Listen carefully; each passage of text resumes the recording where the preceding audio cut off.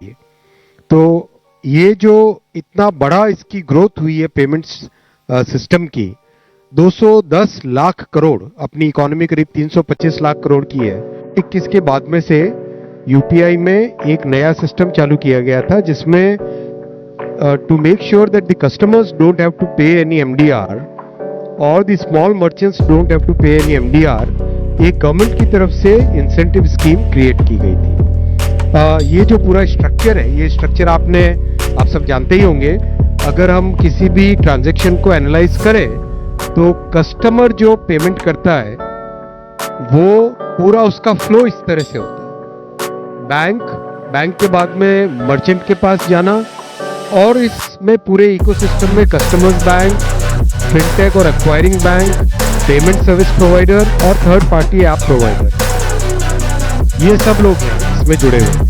तो इसमें जब जुड़ते हैं इतने बड़े इकोसिस्टम में, इस सबकी एक कॉस्ट होती है। हर कोई अपने अपने कंप्यूटर सिस्टम्स रखता है, हर कोई अपने अपने एक पूरा साइबर सिक्योरिटी वगैरह वगैरह सब सिस्टम्स को अपडेट करना, सिस्टम्स को ऑपरेट करना, उस सबकी कॉस्ट आती है।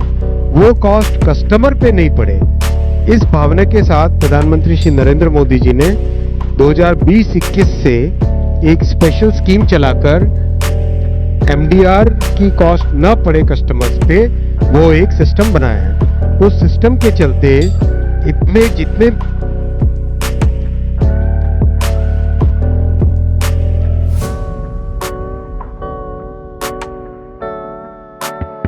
इकोसिस्टम के जो पार्टनर्स हैं उन सब की कॉस्ट को मिनिमाइज करना, फिर एफिशिएंसी मेंटेन करना, उसके लिए एक स्कीम बनाई है। और ये स्कीम आज आगामी वर्ष के लिए भी, अप्रैल टू मार्च FY 25-26 के लिए भी ये स्कीम अप्रूव हुई। 1500 करोड़ रुपीस की ये स्कीम है।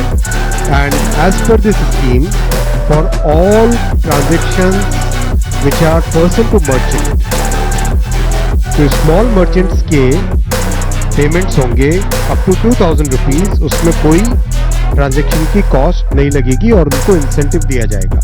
ट्रांजैक्शन की कॉस्ट तो उसके ऊपर भी नहीं लगेगी, इंसेंटिव दिया जाएगा for the smaller transactions done with the smaller merchants. और उसमें जो रिजर्व बैंक ऑफ इंडिया की जो स्टैंडर्ड डेफिनेशंस हैं वो सारी की सारी एप्लीकेबल होगी। तो ये एक बड़ा फैसला लिया गया है और इसमें रीइंबर्समेंट की टाइमिंग वगैरह बहुत क्लियरली डिफाइन की गई है, जिससे कि स्मॉल मर्चेंट्स को अपने कैश फ्लो में कोई दिक्कत नहीं हो। ये सब चीज़ों का ध्यान रख के बनाई गई है। दूसरा बड़ा फैसला लिया गया है, आप सब जानते हैं साथियों कि नॉर्थ ईस्ट में कनेक्टिविटी, ग्रोथ, इंडस्ट्री को लाना, एग्रीकल्चर को सुधार करना, हर तरीके ग्रोथ, इंडस्ट्री को लाना, एग्रीकल्चर को सुधार करना, हर तरीके से प्रधानमंत्री श्री नरेंद्र मोदी जी ने 2014 के बाद से नॉर्थ ईस्ट के लिए बहुत ही बड़ा एक पॉलिसी थी, लुक ईस्ट। मोदी जी ने आके उस पॉलिसी को चेंज किया, एक्ट ईस्ट रखा उस पॉलिसी को, कि ईस्ट में, नॉर्थ ईस्ट में हमें इतना काम करना है कि ओवरऑल उस एरिया का पूरा चेंज हो जाए, चाहे कनेक्टिविटी हो, चाहे पावर सप्लाई हो, चाहे इंडस्ट्रियल हो, हर तरीके से चेंज लाने के लिए किया। तो उसी कड़ी में एक बहुत बड़ा फैसला आज लिया गया, नामरूप में brownfield ammonia urea complex 10,601 crore rupees के इन्वेस्टमेंट से। नामरूप में Brahmaputra valley fertiliser corporation limited की एक प्लांट है, उसकी प्रीमाइसेस के अंदर ammonia urea complex Namrup 4 fertiliser plant के नाम से ये नया प्रोजेक्ट है। और इस प्रोजेक्ट में एक जॉइंट वेंचर बनेगा जो कि government of Assam, BVFCL, HURL और NFL और ऑयल इंडिया लिमिटेड, इन सब का एक जॉइंट वेंचर बनके 10,600 करोड़ रुपीस के टोटल इन्वेस्टमेंट से इस प्रोजेक्ट में यूरिया की मैन्युफैक्चरिंग होगी। नॉर्थ ईस्ट में इस प्रोजेक्ट को और खासकर असम के इस प्रोजेक्ट से एक सिग्निफिकेंट चेंज आएगा नॉर्थ ईस्ट में यूरिया की अवेलेबिलिटी के लिए। और बंगाल, असम और नॉर्थ ईस्ट के जितने भी स्टेट्स हैं उन सबको इस प्लांट का बेनिफिट मिलेगा।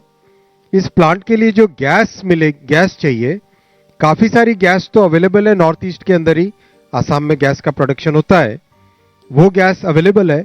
इसके अलावा जितनी गैस चाहिएगी नेचुरल गैस, वो जो देश की जो हमारी गैस ग्रिड है, one nation one grid gas के मैटर्स में, उसको यूज किया जाएगा। नेशनल गैस ग्रिड से एडिशनल गैस सप्लाई की जाएगी।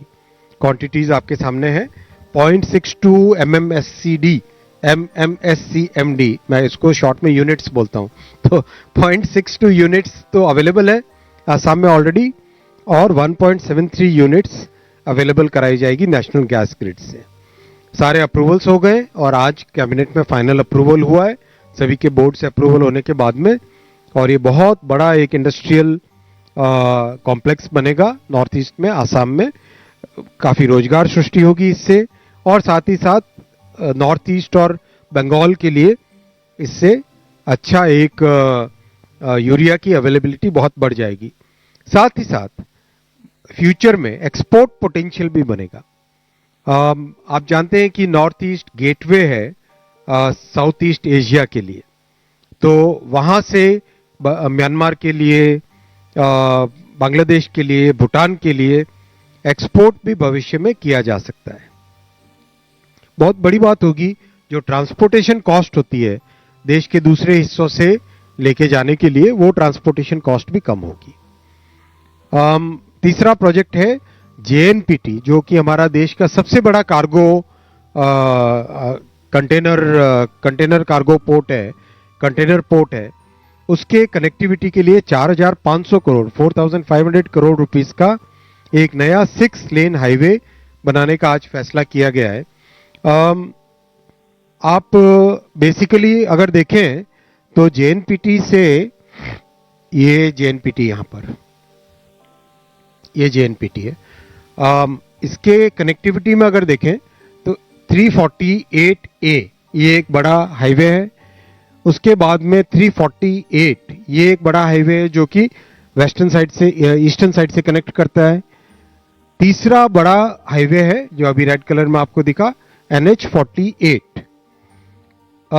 इन सब का सीरियस कंजेशन है। ये मुंबई पुणे एक्सप्रेसवे भी उधर से जाता है। इन सब में सीरियस कंजेशन है। इस कंजेशन को दूर करने के लिए, और ये गोवा वाला हाईवे 66, राइट, इस कंजेशन को दूर करने के लिए एक ये नया हाईवे प्लान किया गया है। ये जो आपको रेड कलर में यहाँ पे दिखाई दे रहा है, ये एक नया हाईवे प्लान किया गया है जो कि 6 लेन का हाईवे होगा। बहुत अच्छा इसका स्ट्रेट अलाइनमेंट होगा, कई सारी टनल्स हैं, और एक तरीके से आपके एक्सेस कंट्रोल्ड ट्रैफिक मूव हो सकेगा इस हाईवे के कारण। और JNPT जो कि इतना बड़ा कंटेनर पोर्ट है, उस कंटेनर पोर्ट के लिए कंप्लीट जो हिंटरलैंड है हमारी, उस हिंटरलैंड से कार्गो को लाना और हिंटरलैंड में वापस कार्गो को पहुंचाना, ये बहुत आसान हो जाएगा। अब आप देखो किस तरह से मल्टी मॉडल ट्रांसपोर्टेशन को बेनिफिट मिला है। JNPT पे फ्रेट कॉरिडोर भी आ रहा है, JNPT पे ये एक्सप्रेसवे भी बनेगा, तो JNPT की प्रोडक्टिविटी और JNPT तक सामान को पहुंचाना ये एक बहुत ही आसान हो जाएगा। और जितना लॉजिस्टिक्स स्पीड अप होता है उतना ही लॉजिस्टिक्स की कॉस्ट कम होती है। ये हमें एक, this is a major advantage that we get when we have projects of this type which are basically multimodal projects. So if we are able to bring the cargo to JNPT easily at a faster pace, faster speed, then the overall cost of logistics in the economy will reduce.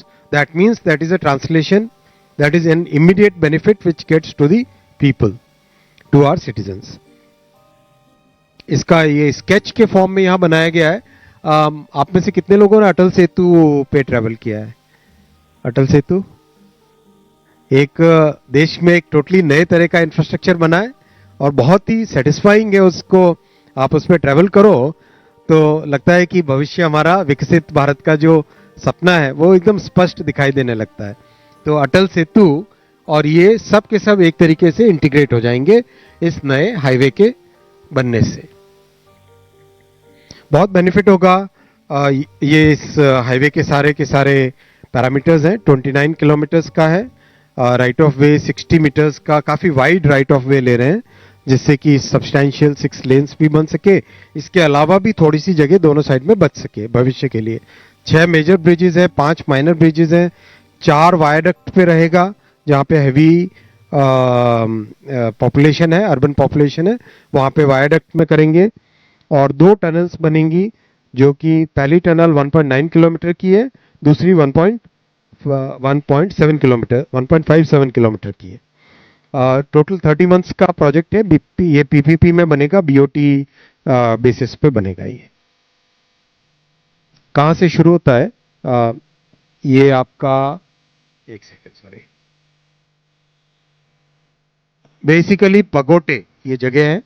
पगोटे यहां से लेके चौक, ये जगह है चौक, यहां तक JNPT से साथ जुड़ी हुई है बेसिकली। जेएनपीटी इस तरफ है, यहां पर जेएनपीटी, ये जेएनपीटी है। तो जेएनपीटी के बिल्कुल बाहर निकलते ही पगोटे आता है और ये वाले हाईवे से कनेक्टेड। इसके आगे का तो प्रैक्टिकली जेएनपीटी का जो स्टोरेज एरिया है वही है सारा। यहाँ मैं गया हूँ जेएनपीटी इसलिए कई बार, इसलिए थोड़ा ढंग से ध्यान है।